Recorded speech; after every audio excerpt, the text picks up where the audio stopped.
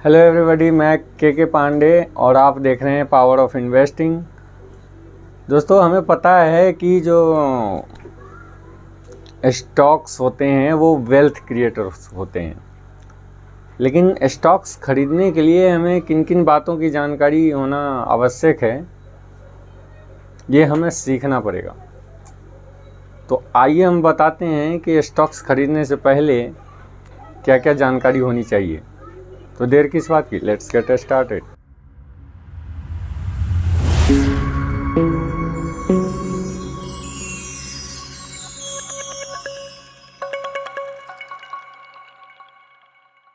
तो दोस्तों, जिस स्टॉक्स को हम खरीद रहे हैं, जिस कंपनी में हम निवेश कर रहे हैं, उस कंपनी के बारे में हमें नॉलेज होना चाहिए, उस प्रोडक्ट के बारे में नॉलेज होना चाहिए, उसके फाइनेंशियल स्टेटमेंट की जानकारी होनी चाहिए।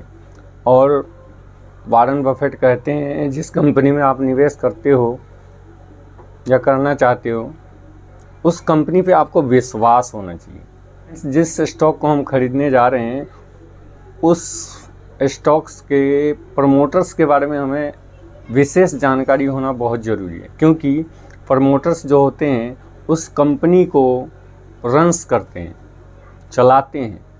तो उनका जो डिसीजन होता है वो कंपनी के लिए बहुत इम्पोर्टेंस होता है। प्रमोटर की होल्डिंग कितनी है कंपनी में, ये बहुत इम्पोर्टेंस रखता है जिस कंपनी में आप निवेश कर रहे हैं। तो प्रमोटर के बारे में विशेष जानकारी होना ज़रूरी है, और प्रमोटर्स के बारे में जानकारी लेना आपके निवेश के ऊपर इसका बहुत बड़ा असर हो सकता है। दोस्तों, किसी सामान को खरीदने से पहले आप उसकी कीमत चेक करते हैं, उस सामान को चेक करते हैं। उसी प्रकार किसी स्टॉक्स में निवेश करने से पहले उसके फंडामेंटल्स को चेक किया जाता है। फंडामेंटल्स चेक करने से उसकी revenue, ROE, return on equity, P ratio, बहुत सारी जानकारियाँ आपको मिलती हैं।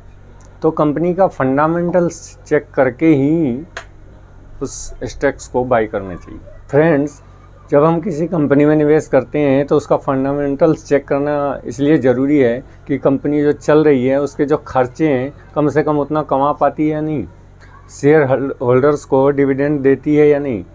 यदि शेयर होल्डर्स को डिविडेंड नहीं देती है तो शेयर होल्डर्स को वैल्यू नहीं दे रही है।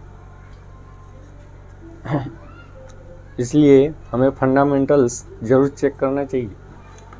कंपनी का फंडामेंटल्स चेक करते समय कंपनी के डेब्ट पे विशेष ध्यान देना चाहिए।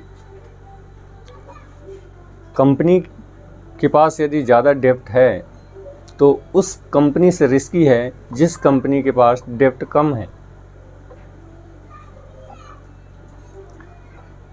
आप कर्ज जब किसी को देते हैं तो ये ज़रूर देखते हैं या ध्यान रखते हैं कि वो व्यक्ति कर्ज वापस भी कर पाएगा या नहीं। यही तरीका होता है सेम वहाँ देखने का कि कंपनी के ऊपर डेब्ट ज़्यादा तो नहीं है।